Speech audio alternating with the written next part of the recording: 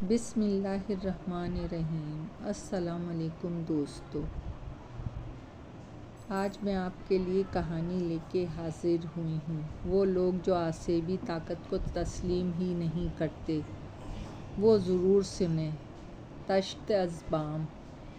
आधी रात को जिस आवाज़ से इसकी आँख खुली वो इसकी समझ से बाहर था।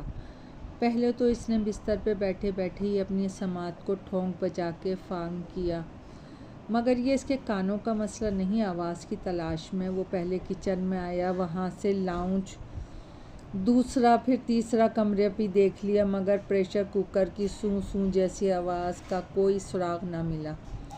रात के पिछले पहर पूरा घर रोशन हो चुका था। नाचार वो फिर सोने के लिए लेट गया, मगर अब नींद का आना मुश्किल था। कमरा खुलते ही सबसे पहले इसकी नज़र जिस चीज़ पे पड़ी थी वो हैरान करने को काफ़ी था। लैपटॉप पे कीचड़ से भरे हुए पाँव का निशान खुश्क। इससे अच्छी तरह याद है सुबह जब इसने लैपटॉप बंद किया तो इस पे हल्की सी गर्द भी ना थी। वैसे भी वो बहुत नफासत पसंद थी और अपनी ख़ास चीज़ों को अच्छी तरह से रखती थी। इन्हीं में इसका प्यारा लैपटॉप भी था। वो अजीब व गरीब शक्लों वाले लोगों का पूरा ग्रोह था, जिनमें मर्द, औरतें, बूढ़े, बच्चे सभी शामिल थे। काले भुजंग जिस्मों पे बड़े बड़े खुरदरे बाल, आंखें बाहर को उबली हुई, वो खासी मकरू आवाज़ें निकालते इसकी तरफ बढ़ रहे थे। वो चीखना चाह रही थी मगर आवाज़ नहीं निकल रही थी। सब घर वाले जाने कहाँ थे। बिलाखिर वो एक ज़ोरदार चीख के साथ वहाँ से भागी तो दरख्तों की रस्सी की तरह फैली जड़ों में उलझ के गिर पड़ी। उसके साथ ही इसकी आँख खुल गई। हलक खुश्क हो रहा था। साइड टेबल पे रखे जग को मुंह से लगा लिया। बिन यामीन को कॉलेज के बस स्टॉप पे खड़े 15 मिनट हो चुके थे। गर्मी ज़ोरों पे थी। सद शुक्र के बरगद के बूढ़े पेड़ ने इस सिमत सब लोगों पर अपनी छाँव की चादर तानी हुई थी। शरबत की रेडी भी थी, चाट छोले वाला भी, प्याज की शिद्दत भी। इसने 2 गिलास लीमू पानी पिया। इतने में मतलूबा बस आ गई तो वो इसमें सवार होके पार्ट टाइम जॉब के लिए तौलिया फैक्ट्री चला गया। रात 9 बजे इसकी वापसी हुई। फ्लैट का दरवाज़ा खुला हुआ था। इसका मतलब इसके दोनों रिहायशी साथी या फिर उनमें से एक वापस आ चुका था, और ऐसा ही था। अदनान सिंह में बर्तन धोने में मसरूफ़ था, जबकि असलम पूरे घर की सफाई में मशगूल। अलग सलग के बाद इसने खाना तैयार किया और तीनों दोस्त खाने में मशगूल हो गए। कराची के इलाके पुराना गोलीमार में ये फ्लैट इन तीनों ने मुश्तरका तौर पे 8 माह पहले किराए पे लिया था। बिन यामीन हैदराबाद, अदनान लाड़काना, जबकि असलम का ताल्लुक़ सक्कर से था। तीनों रोज़गार के सिलसिले में कराची अपने घर वालों से दूर गाहे बगाहे महीने 2 महीने में अपने घर का चक्कर लगा आते। बिन यामीन एक कॉलेज में क्लर्क, जबकि अदनान और असलम एक कपड़े की मिल में 12 घंटे काम करते। यूँ तीनों का घर का काम मिलजुल कर लेते थे।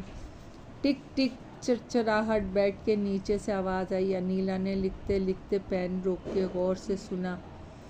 आवाज़ बंद हो गई। फिर वो लिखने लगी। गूं गूं। आवाज़ बदल गई। इसने चादर उठा के बेड के नीचे झांका। कोई चूहा, छिपकली, मगर कुछ भी ना था। वो अपना वहम समझ के दोबारा काम में मशगूल हो गई। कल वाला लैपटॉप पे बना कीचड़ का फुट वो भूल चुकी थी। इतवार था। वो तीनों लेट उठे। आज नाश्ते का प्रोग्राम बाहर का था। फ्रेश होने के बाद अपने अपने मोबाइल चाबी लेने के लिए वो एक दूसरे से पूछ रहे थे। अदनान का वॉलेट गायब था तो असलम की बाइक की चाबियां नहीं मिल रही थी, और बिन यामीन का मोबाइल। अजीब सूरत हाल थी। पूरा घर उलट के रख दिया था मगर कुछ ना मिला। अब क्या होगा का सवालिया निशान। वो एक दूसरे की शक्लें देख रहे थे। पिछले 1 हफ्ते से कमाल सो ना पाया था। वजह वही आधी रात की अजीब व गरीब आवाज़ें। अब इनमें बर्तनों की उठक पटक का बेहंगम शोर भी शामिल हो गया था। वो डरपोक नहीं था, मगर इस सूरत हाल परेशान कुन थी। सुबह कई बर्तन टूटे हुए मिलते, मसालों के डब्बे खुले, ढक्कन स्लीप पे जा बजा, चाय की पत्ती, चीनी, दालें बिखरी मिलती। उसकी बीवी नाइला अपने बेटे के साथ 2 हफ्ते के लिए लाहौर अपने वालिदैन के घर गई हुई थी। इसे बताना भी ठीक नहीं था, वो परेशान हो जाती। अपने अजीज़ दोस्त अशफाक को बताए तो इसने इसे वहम करार दिया। चंद अहबाब ने तो इसका मजाक भी उड़ाया, मगर हालात बिगड़ते ही जा रहे थे। बुआ बुआ, रमशा की तेज़ आवाज़ भी बुआ को न जगा सकी। वो नींद में नहीं, बेहोश थी। क्या हुआ रमशा? अनीला भी अंदर आ चुकी थी। इसकी नज़र भी बेहोश बुआ पे पड़ चुकी थी। बुआ ने आंखें खोल दी और बदहवास सी चारों तरफ देख रही थी। क्या हुआ था आपको? वो उनसे पूछ रही थी। वो अंदर है बिटिया, अलमारी में। कौन है अलमारी में? वो बदसूरत आदमी। अलमारी के सारे कपड़े बाहर पड़े थे। मैं जैसे ही अंदर रखने को आगे बढ़ी, इसने मुझे धक्का दिया और मैं गिर गई, वो बता रही थी। रमशा और अनीला हैरत ज़दा एक दूसरे को देख रही थी। कमरे में जा बजा इनके ड्रेस बिखरे पड़े थे। पानी वाली मोटर चलते चलते एक बेहंगम आवाज़ के साथ बंद हो गई। मकान मालिक को इन्फॉर्म किया गया। पूरी बिल्डिंग के तीनों पोर्शन में एक जैसे सूरत हाल होते जा रहे थे। ये समझ में आने वाली मिस्ट्री थी। शुक्र है कि बात अभी सिर्फ माली नुकसान तक थी। मकान मालिक गफूर भाई एक इंतहाई कंजूस और मौका परस्त इंसान था। मोहल्ले के कोने वाले घर में मुफ्ती नईमुर रहमान साहब का था। उनको सब हालात बताए गए। उन्होंने अपने इल्म की रोशनी में जो हिसाब लगाया वो ये था कि इस मकान को खाली प्लॉट लेके इसके मालिक ने बड़ी चाहत से अपने बच्चों के लिए बनवाया था, और इस प्लॉट पर जिसकी नज़र थी, इससे ये बात हज़म ना हुई तो इसने बदअमलियात का सहारा लिया।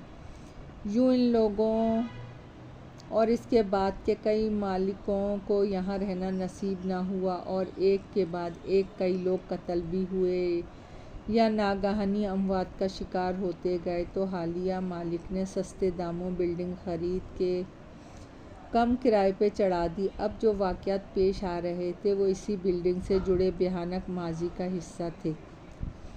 खैर, मुफ्ती साहब ने हर फैमिली को अपने अपने घर में 40 दिन तक सूरह बकरा की बाकायदगी से तिलावत और घर को पाक साफ रखने की ताकीद की, साथ चंद दूसरी हिदायतें भी दीं।